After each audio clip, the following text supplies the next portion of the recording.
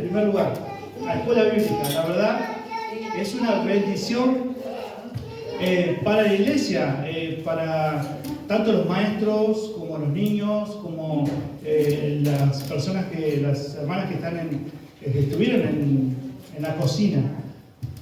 La verdad que muchas gracias por su tiempo, por su dedicación, por realmente esa es la carga que pone el Señor en tanto los maestros, en el don que el Señor les ha dado y confiado.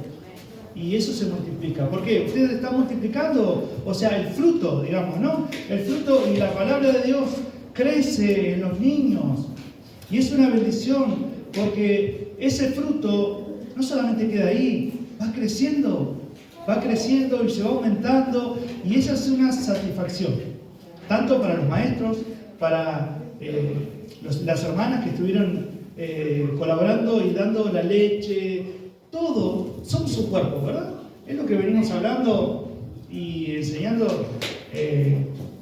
la analogía del cuerpo, que es tan importante para la iglesia. Se nutre, la iglesia comienza a nutrirse. Y es una bendición, hermano.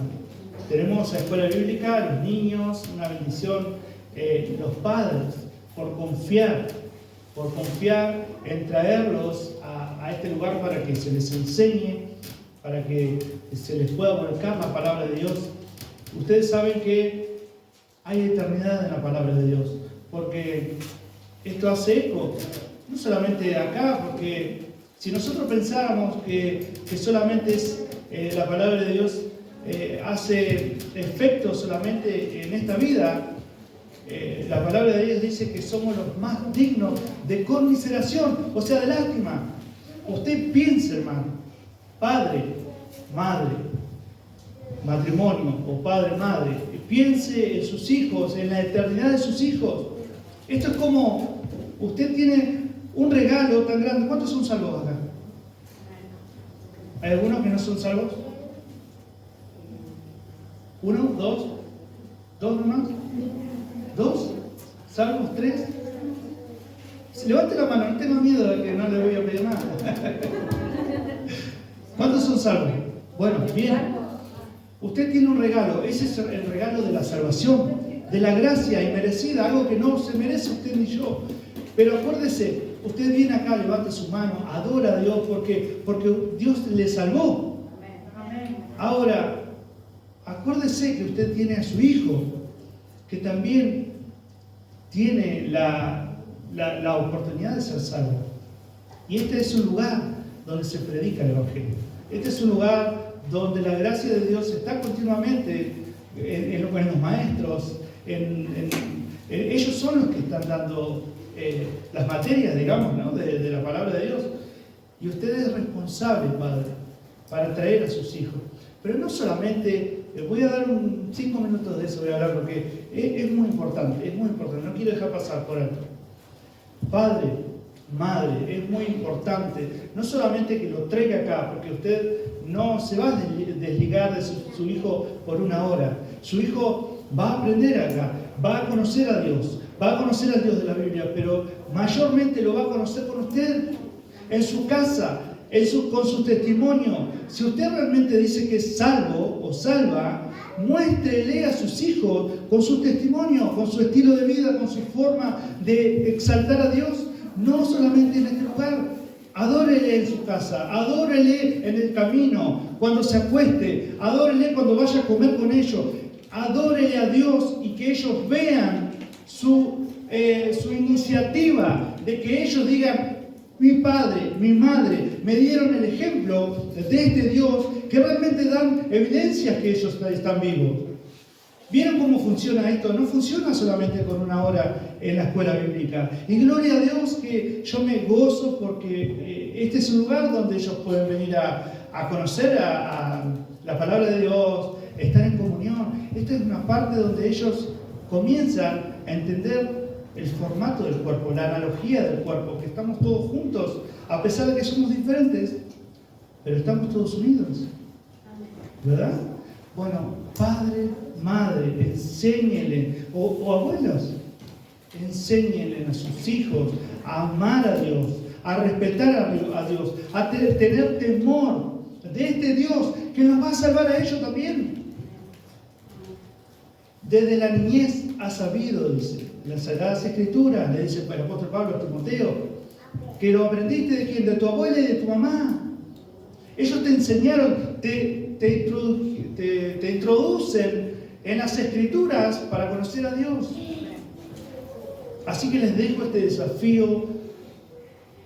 Creo que, faltan un mes y medio, ¿no? Más o menos, para que termine el año.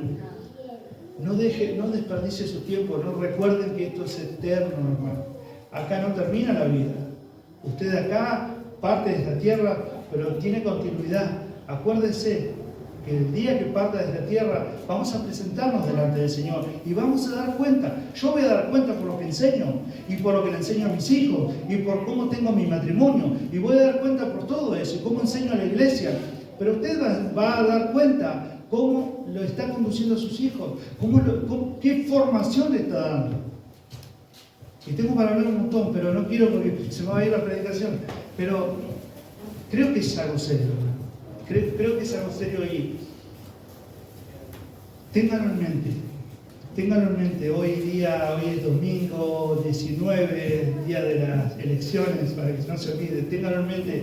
Su hijo tiene un valor importante para usted, predíquele el Evangelio. Su hijo tiene un valor importante para usted, guíelo hacia Cristo, hacia su Salvador, hacia su Señor. Usted es salvo, usted levantó su mano, entendió la salvación, guía a sus hijos a la salvación también. No lo desperdicie, no deje que esta sociedad, o este sistema, que este posmodernismo los introduzca, les lleve la corriente.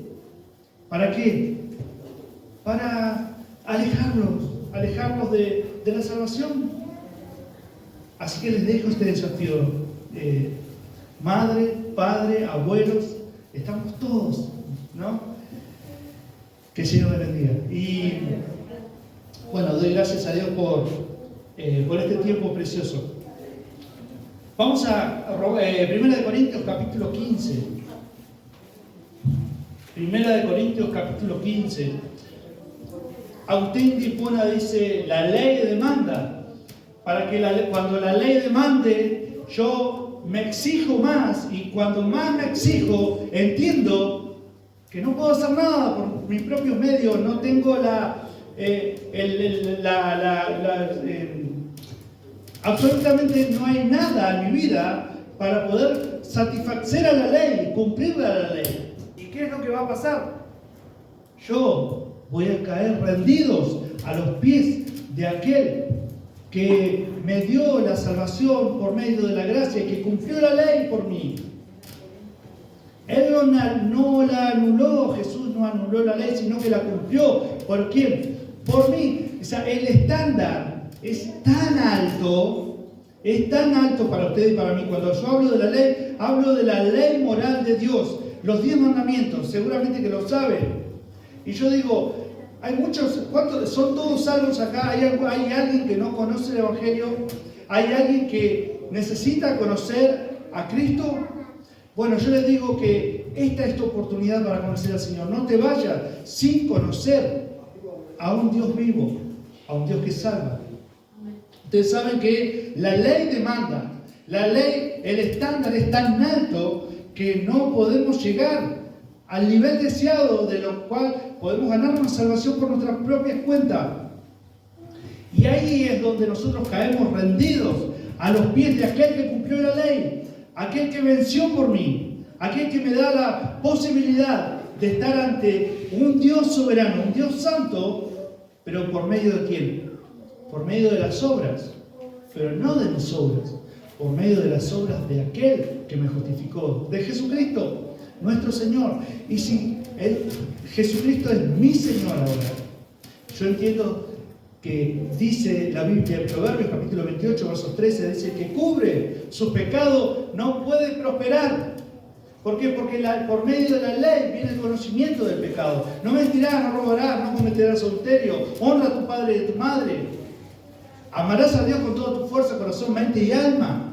Si realmente quebrantaste esos mandamientos, la palabra de Dios dice que estamos bajo condenación. Y todo el mundo, absolutamente todo el mundo, hemos quebrantado sus mandamientos. Pero damos gracias a Dios que podemos venir rendidos, porque no podemos cumplir la ley.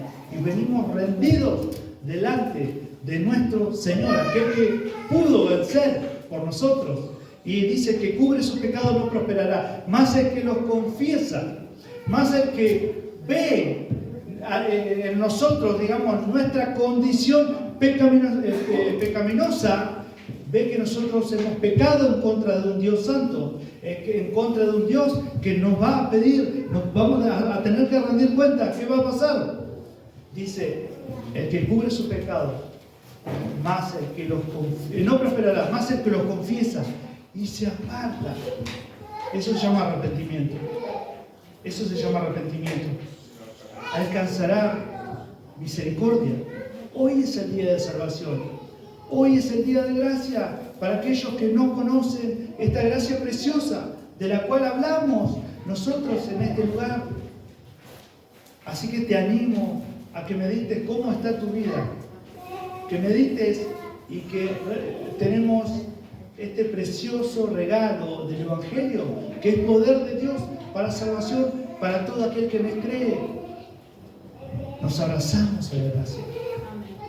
Nos rendimos delante del Señor, aquel Señor que nos justifica delante de Dios.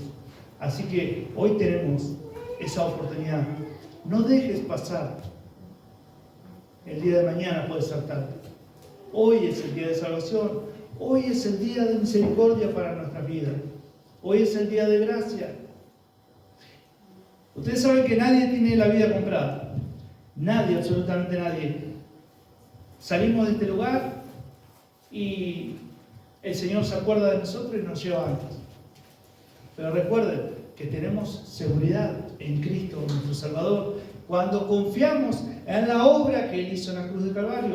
Esa es nuestra seguridad, esa es nuestra ancla que está anclada en el sacrificio que Él hizo en la cruz de Calvario.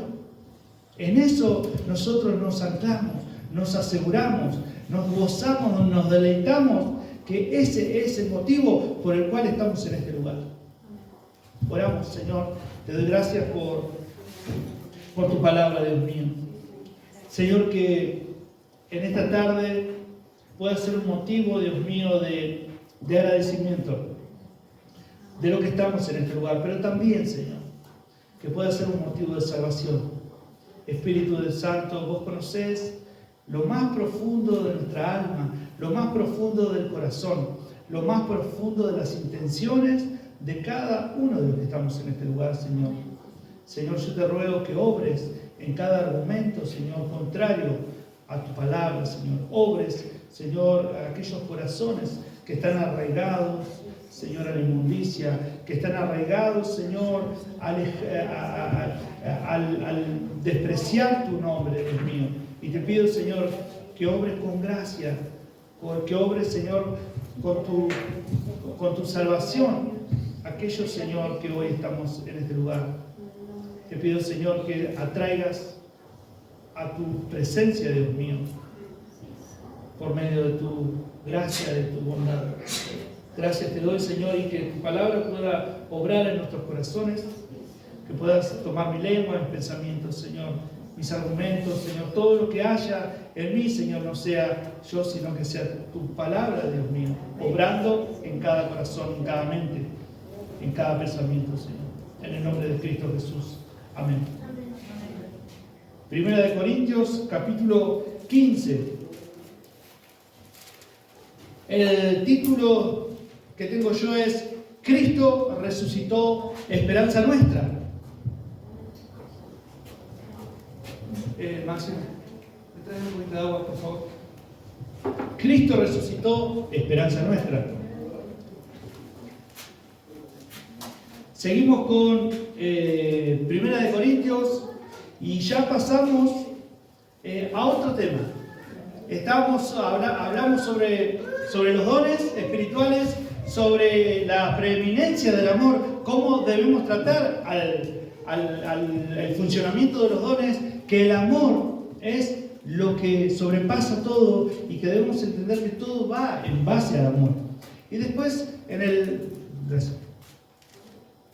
capítulo 14, podemos ver ahí cómo el orden de los cultos, cómo se debería ordenar. El apóstol Pablo decía cómo deben estar ordenados en cada culto al expresar los dones que ellos tenían.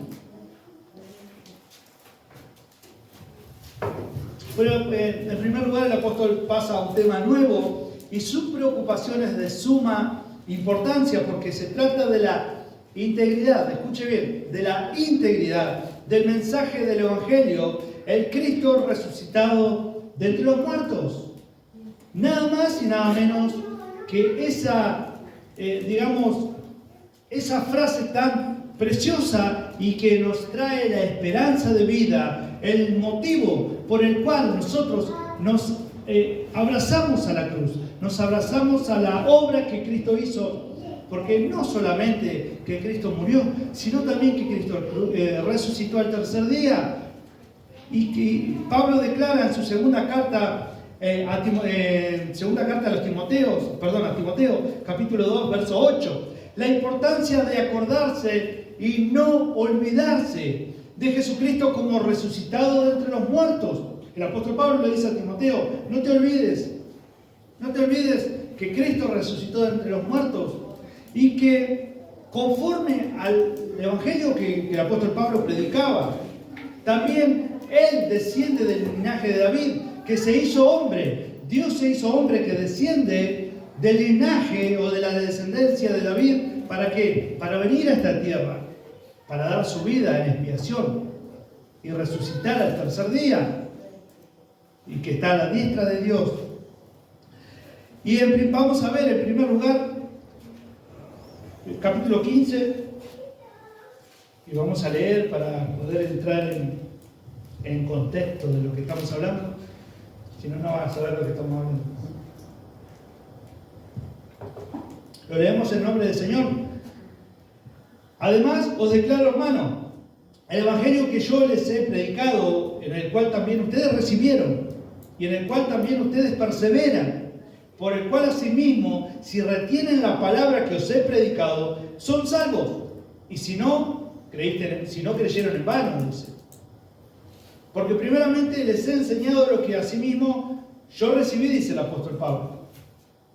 Yo recibí que Cristo murió por nuestros pecados, conforme a las Escrituras, conforme a lo que los profetas venían anunciando, que se cumplió en Cristo Jesús en el momento de dar su vida en expiación por nuestros pecados. Eso es lo que quiere decir. Y fue sepultado y que resucitó al tercer día, conforme a las Escrituras, y que apareció a Cefas y después a los 12. Después apareció más de 500 hermanos a la vez, de los cuales muchos viven aún, que son testigos. Eso quiere decir que la palabra de Dios no es meramente filosófica. La palabra de Dios no son teorías. La palabra de Dios es viva y eficaz y es histórica. La palabra de Dios muestra que muchos vieron y que fueron testigos oculares de la resurrección de Cristo. No es que a mí se me ocurre decirles esto porque a mí, qué sé yo, se me ocurrió, o que justo se le ocurrió a los 40 autores, más de 40 autores en la Biblia, que se les ocurrió poner esto. En este caso, al apóstol Pablo. No, hermano. Esto es histórico y hubieron testigos oculares. No fue solamente algo que se les apareció a más de 500 personas y fue algo que, ¿cómo se le dice cuando es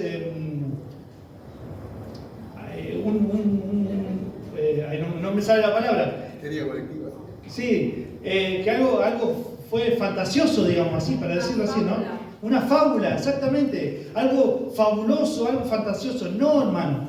Recuerden, estamos escuchando la palabra de Dios que fue inspirada por el Espíritu Santo. Segunda de Timoteo 3:16. Toda la palabra, toda la Escritura fue inspirada por Dios. Así que estamos hablando de algo verídico, algo real, algo que ocurrió y algo que ocurrió y que hace más de 2000 años atrás. O sea que estamos hablando de un Cristo resucitado. Estamos adorando y Él es nuestro Señor, un Cristo que es resucitado entre los muertos. Y esa es la esperanza que tengo yo y esa es la esperanza que debería tener usted. Y dice, se apareció a más de 500 hermanos a la vez, de los cuales muchos viven aún y otros duermen en esa época, ¿no? En ese momento que el apóstol Pablo hablaba. Ahora ya están todos muertos. Después apareció Jacobo, después a todos los apóstoles y al último de todos, como a un abortivo, me apareció a mí, dice el apóstol Pablo, porque yo soy el más pequeño de los apóstoles. Porque no soy digno de ser llamado apóstol, porque perseguía la iglesia de Dios. No se sentía digno el apóstol Pablo porque él había hecho algo de lo que había desagradado a Dios, ¿verdad? De perseguir a su iglesia. En un momento Jesús le dice, Saulo, Saulo, ¿por qué me perseguís? ¿Quién sos, Señor? Le dice. Soy yo, Jesús, a quien vos perseguís. Porque cuando persiguió a la iglesia, persiguió a Cristo mismo. Así que dice, pero por la gracia de Dios soy lo que soy, y su gracia no ha sido en vano para conmigo. Antes he trabajado más que todos ellos, pero no yo, sino la gracia de Dios conmigo. Porque o sea yo, o sean ellos, así predicamos. Y así habéis creído. O sea yo, dice Pablo, o sea todos los que hayan predicado. O sea, ¿qué quiere decir? La iglesia primitiva tenía la misma predicación, un mismo patrón de predicación, que Cristo murió por nuestros pecados, que fue sepultado y que resucitó el tercer día en poder, y que fue ascendido a la diestra de Dios. Esa es la predicación que la Biblia nos enseña que debemos seguir el patrón. Una predicación apostólica. Así que si escuchó otra predicación, medite. Dice, pero si se predica que que resucitó de los muertos, ¿cómo dicen algunos entre vosotros que no hay resurrección de muertos? Porque si no hay resurrección de muertos, tampoco Cristo resucitó. Y si Cristo no resucitó, vana es entonces nuestra predicación. Vana es también vuestras fe. O sea, tenemos una base. En esa base nos plantamos. ¿Cuál es? La resurrección de Cristo. O sea, que quiere decir que todo lo que estamos hablando acá, o todo lo que hablamos todo este año, y todo lo que venimos hablando, si Cristo no resucitó, no sirve de nada la predicación. Y lo que usted tiene, su fe, no sirve de nada. Eso es lo que quiere decir, porque no hay esperanza. Y estamos en nuestros pecados si Cristo no resucitó. Ahora el apóstol Pablo decía eso, ¿por qué? Porque ellos tenían una filosofía, ellos se estaban acoplando a ciertos argumentos de los que los griegos tenían. En primer lugar, para poder entender, el primer punto es que la resurrección muestra a Dios destruyendo a la muerte, la cual es el arma más grande de Satanás. Ustedes saben que todos pasamos por la muerte, porque ¿qué dice? Que en Adán todos morimos, pero en Cristo todos resucitamos. O sea que el arma más grande de Satanás es la misma muerte. Y cuando Cristo resucitó, venció a la muerte. Dios venciendo a la muerte. Ahí en el versículo 55 y 57 de 1 Corintios dice: tenemos un Cristo de esperanza. ¿Dónde está, oh muerte, tu aguijón? ¿Dónde, sepulcro, tu victoria? Ya que el aguijón de la muerte es el pecado. El pecado mismo que habita en nosotros, en ese residuo que tenemos, esa tendencia a pecar, y que solamente esto va a ocurrir cuando nosotros tengamos un cuerpo glorificado. Es la única forma de que no tengamos la tendencia a pecar. Es el único. Pero dice que el aguijón de la muerte es el pecado. Por eso mismo, tenemos nuestra naturaleza pecaminosa. El pecado, la muerte tiene poder. Pero hasta por ahí nomás. Ahora voy a dar este ejemplo, esta enseñanza. Ya que el aguijón de la muerte es el pecado y el poder del pecado la ley. O sea que el pecado viene por el conocimiento del pecado. ¿Se entiende? El pecado viene por el conocimiento del pecado, de la ley. Usted dice, no matarás, pero cualquiera que odie a su prójimo es un homicida. O sea que si usted piensa mal de alguien, insultó a alguien, odió a alguien, es un homicida de corazón. Soy un homicida de corazón. Y por eso mismo, la paga del pecado es la muerte. O sea que todos estamos bajo condenación. ¿Por qué? Porque dice la Biblia que el poder del pecado está en la ley. Más gracias sean dadas a Dios, que nos da la victoria por medio de nuestro Señor Jesucristo, que resucitó de entre los muertos. Esa es la esperanza que tengo yo, esa es la esperanza que deberías tener vos. La resurrección también muestra salvación, ya que la muerte de Cristo fue un sacrificio por el pecado. La muerte de Cristo, que Él vino del linaje o de la descendencia de David, cuando Él murió en la cruz de Calvario derramando su sangre, fue un sacrificio por tu pecado y por el mío. Y por lo tanto, el estar vivo, el haber resucitado de entre los muertos Cristo, significa que el castigo por tu pecado y por mi pecado fue satisfecho delante de Dios. O sea que Cristo satisfizo la justicia de Dios, y que por eso mismo lo vemos a Cristo resucitado entre los muertos. En otro caso, no podría haber sido así. Por eso mismo Cristo se hizo hombre, Dios se hizo hombre, porque tenía que morir en forma humana, porque tenía que ser un sacrificio de esa manera. ¿Recuerdan ustedes? Los animales se daban en sacrificio, pero eran todos imperfectos. Pero Cristo, sin pecado, pero en forma humana, Él dio su vida. Y ahí dice Dios, este es mi Hijo amado, en quien tengo complacencia, a Él oír. En el único que Dios se complació fue en su Hijo amado. Y todos los que están en Cristo, todos los que fueron adoptados en Cristo, Dios se complace. Pero no se complace por mi vida, sino que se complace porque la justicia de Cristo está en mí. Y mi pecado, todo lo malo, toda la basura mía, está volcado. Dice que Cristo llevó todos mis pecados, cargó en Él todos mis pecados. Se va entendiendo. Eso es lo más importante de entender estos versículos. Y muchos creían, la resurrección de Cristo de entre los muertos trae esperanza en nuestra redención por medio del poder del Espíritu de Dios. Trae esperanza, hermano. La esperanza es que un día nuestros cuerpos van a ser redimidos de este cuerpo pecaminoso, que el Señor, por su inmensa gracia y misericordia, nos va a glorificar.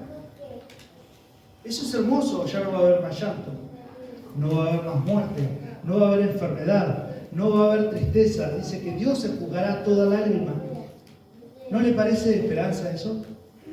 ¿No les parece que Dios tuvo misericordia? Que en la cruz del Calvario Él se llevó mi maldición, se llevó tu maldición, para que vos tengas anclada esa esperanza viva en nuestro Redentor, en nuestro Salvador, en nuestro Señor Jesucristo.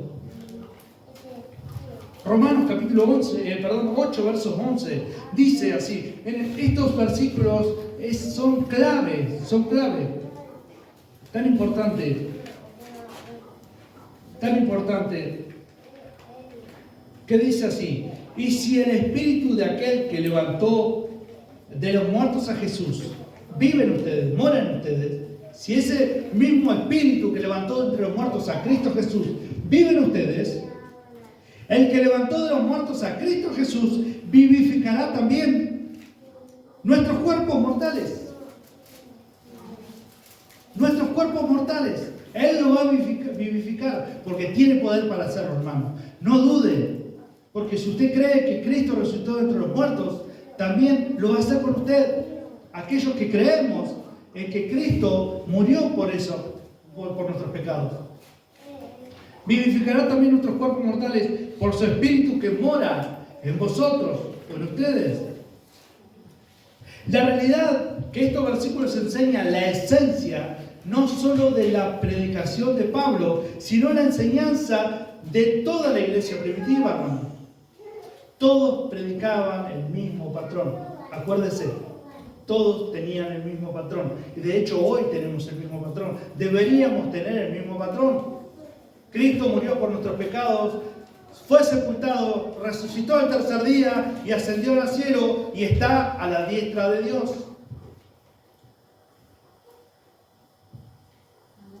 Lucas capítulo 24, versículo 25, después unos versículos más, en el camino de Maús, cuando Cristo resucitó, iban dos discípulos caminando y el Señor les dice, pero ustedes no saben, no conocen las Escrituras, tardos, dice, tardos para oír, para entender las Escrituras. Todo lo que los profetas hablaron del Antiguo Testamento. Miqueas, capítulo 5, verso 2, Isaías, capítulo 7, verso 14, versículo 9, capítulo 9, capítulo 11, Daniel. O sea, ustedes no saben lo que los profetas profetizaron de mí, dice, que el Cristo que debía padecer y al tercer día resucitar. Eso es lo que dice las Escrituras. Y los voy a llevar por las Escrituras para que podamos tener un panorama amplio.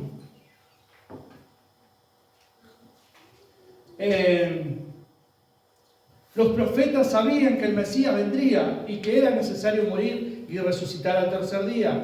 Pablo, en el versículo 12 de 1 Corintios, trata con el tema que necesita corrección. ¿Por qué necesita corrección? Bueno, algunos de los corintios cuestionaban la doctrina de la resurrección. Ellos creían que Cristo había resucitado de entre los muertos, pero ellos miraban más por su comodidad o por en esta vida.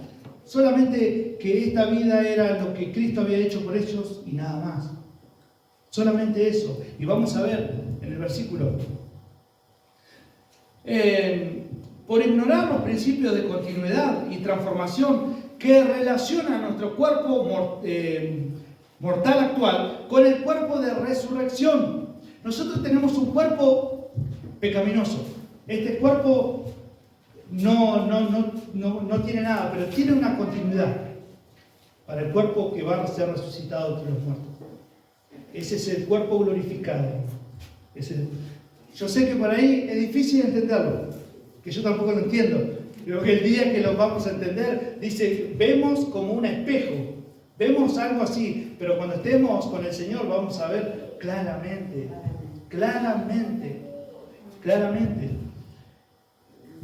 Con el cuerpo de resurrección venidero, el versículo 35, mire lo que dice. Pero dirá alguno, ¿cómo resucitarán los muertos? ¿Con qué cuerpo vendrán?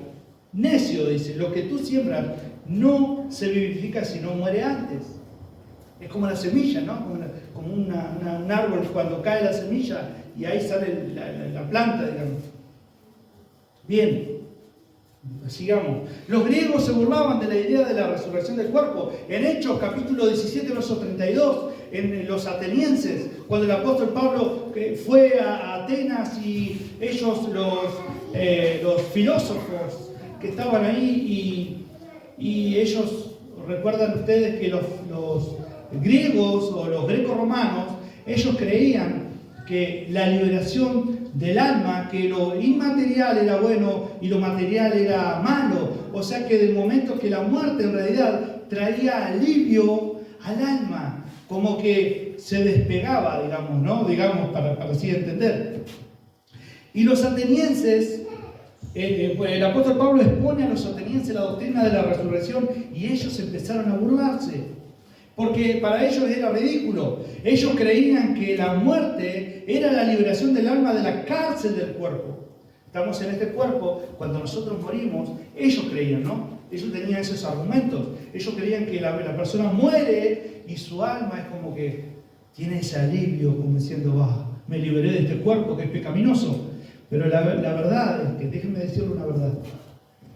Nosotros, obviamente que el cuerpo lo hizo bueno en su momento, el Señor lo hizo bueno, y en sí el cuerpo no tiene nada de malo. Pero sí nosotros estamos corrompidos moralmente. Tanto en cuerpo y alma, el ser humano está corrompido moralmente. Si en el cuerpo estamos hechos a su imagen y semejanza de Dios, pero en la moralidad, lo moral, por eso mismo insistimos en que hay un estándar moral que es el estándar de Dios, que nunca vamos a poder llegar al cielo, nunca vamos a poder estar en la presencia de Dios. ¿Por qué? Porque nuestras vidas están corrompidas y Dios es santo. ¿Y cuál es el único que pagó por nuestros pecados que es santo, sin pecado? Jesucristo. Jesucristo hombre. A Él nos aferramos para poder ser justificados delante del Señor. Por eso mismo, ellos tenían un concepto equivocado, creían que la muerte era la liberación del alma de la cárcel, que el cuerpo y el alma son vistos como sustancias incompatibles, que están en constante tensión. Tanto el cuerpo como el alma están continuamente, hasta que se liberan. Por eso se burlaban del apóstol Pablo, cuando él les decía, Cristo resucitó de entre los muertos, y se burlaban. Y los cristianos corintios podrían, según el versículo 12, haber sido influenciados por ciertas ideologías grecorromanas. Pablo necesitaba mostrarles a estos cristianos corintios que estaban influenciados por esas ideologías, mostrarles que la resurrección de Jesús no puede separarse de la resurrección de los suyos. Es inseparable, hermano. Si nosotros decimos que Cristo resucitó entre los muertos, es porque hay esperanza para usted y para mí, que vamos a ser resucitados en el día postrero. Si nosotros, en el versículo, creo que lo leí, si nosotros solamente esperamos en esta vida, somos los más dignos de conmiseración o de lástima. No esperen esta vida, hermano. Ustedes saben que ahora voy a hablarles de un movimiento que hay.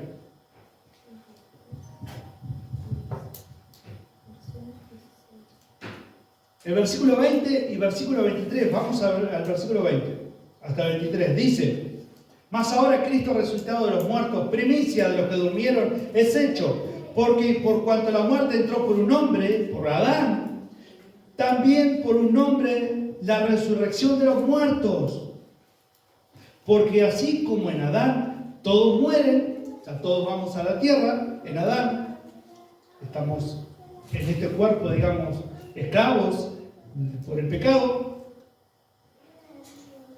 también en Cristo todos serán vivificados, pero cada uno en su debido orden. Cristo, la primicia, luego los que son de Cristo en su venida. Esa es la esperanza, hermano.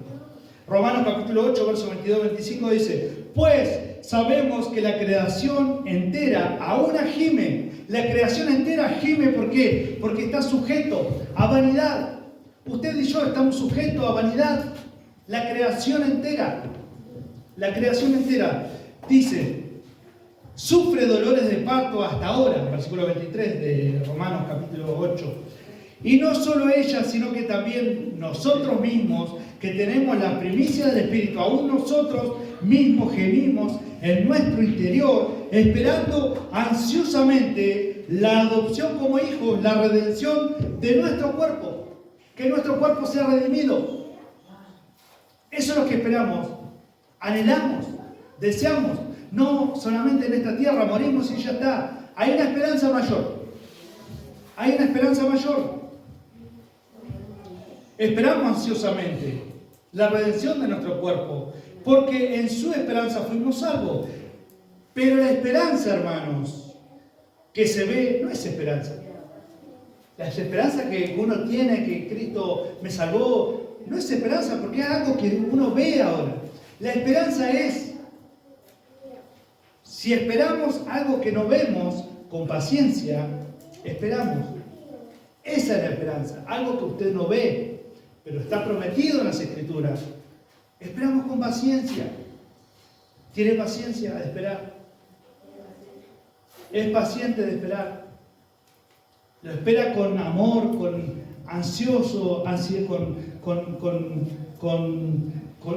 con paciencia, digamos? ¿Espera la venida del Señor?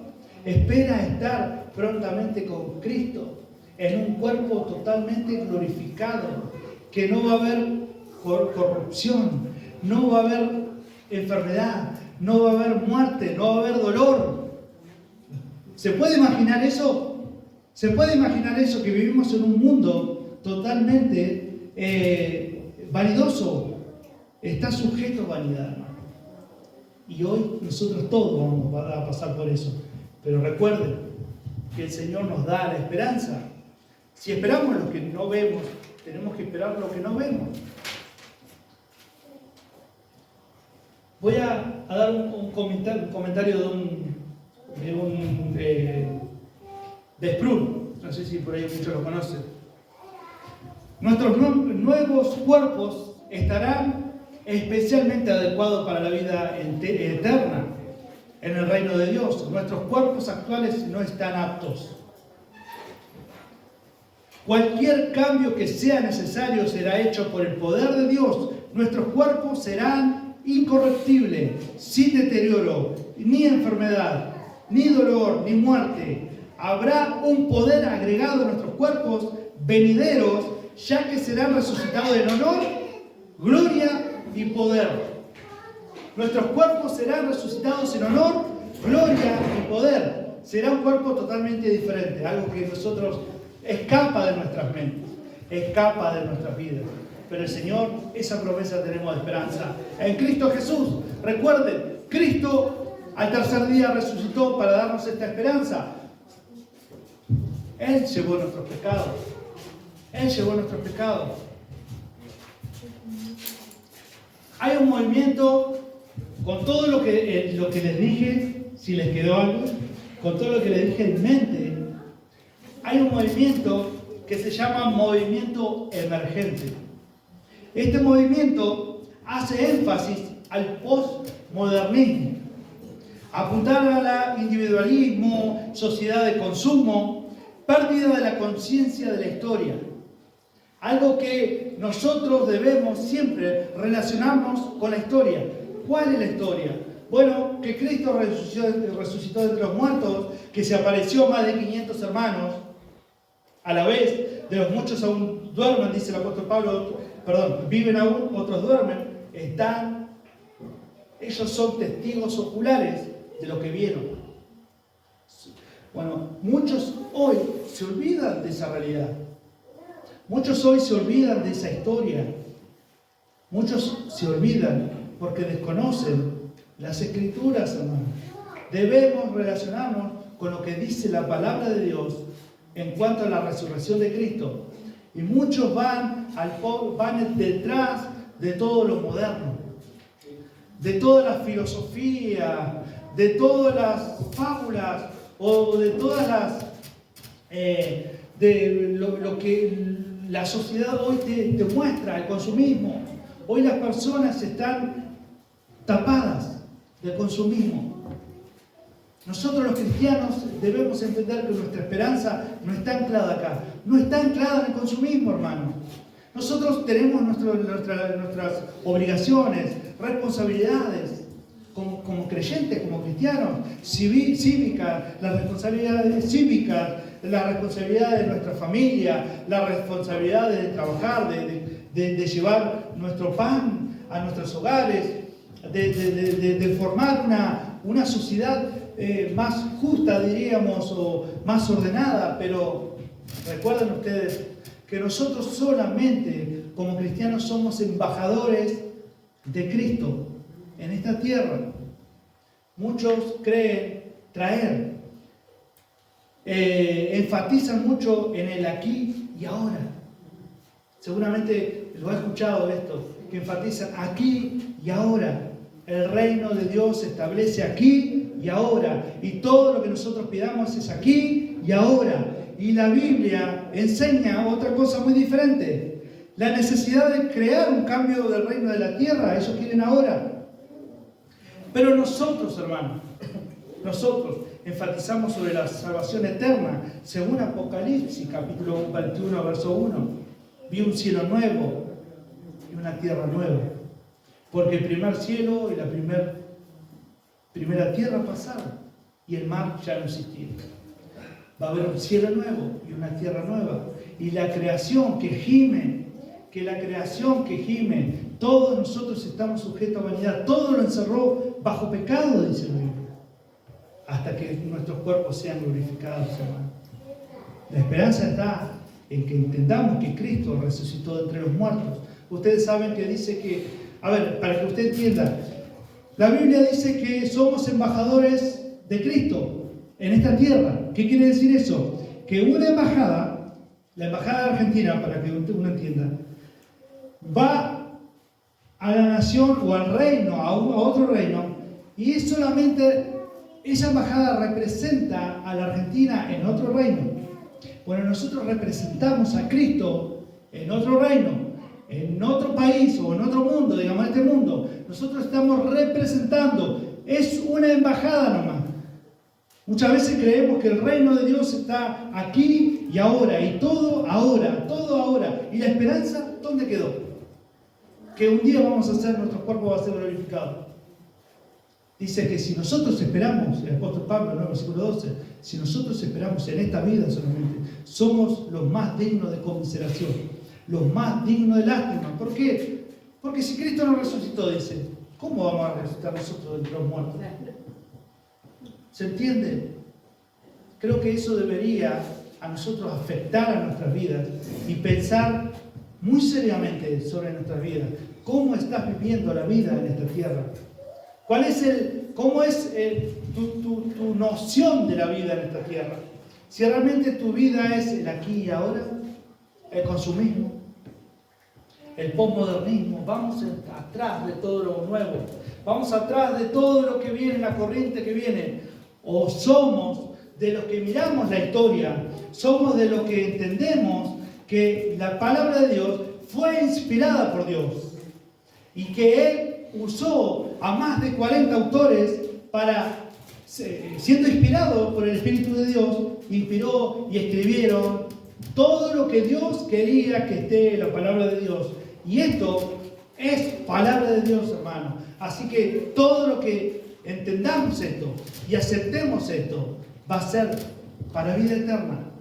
Para vida eterna. Así que entendamos esto muy importante. Dice que Cristo resucitó de entre los muertos. Pero en el versículo 12, si se predica que Jesús resucitó de los muertos, ¿cómo dicen algunos de ustedes? Le dice el apóstol Pablo a los corintios, ¿cómo dicen a ustedes que no hay resurrección de muertos? Porque si no hay resurrección de muertos, tampoco Cristo resucitó. ¿Se entiende? Si yo creo que no hay resurrección de muertos, entonces ¿por qué voy a pensar que Cristo resucitó? ¿Se entiende? ¿Se entiende? Y esto es real, hermano. Cuando Jesús se le apareció a Tomás le dice, incrédulo, sé creyente y no incrédulo. Dice, mirá, tocame. Un espíritu, dice, no tiene carne y hueso. Tocame. Yo tengo carne y hueso, le dice Jesús. O sea que resucitó en forma humana. Y lo tocó, y es verdad. ¿Se entiende? Las dos naturalezas de Dios. Las dos naturalezas. Tremendo. Tremendo para pensar, hermano, que esa es la esperanza que yo tengo. Y es la esperanza que usted tiene que tener. Espero que lo haya entendido. Sé que es una palabra difícil. Y sé que es una palabra difícil. Pero espero que lo haya entendido y que lo atesoremos en nuestros corazones. Así que te animo a que quizás se te haga particular este movimiento, un movimiento emergente, un movimiento que va tras lo nuevo, tras las, ¿cómo se le dice cuando? Las teorías. Esto no es una fábula, hermano. Esto no es teoría. Esto es real lo que dice la Biblia. Fue inspirada por Dios, hermano. Acá no hay ningún cuento de fábula, no hay nada que sea una historieta. No hay nada, absolutamente nada, hermano, que sea efímero. Es real. Es real, hermano. Así que te invito a que te pongas de pie.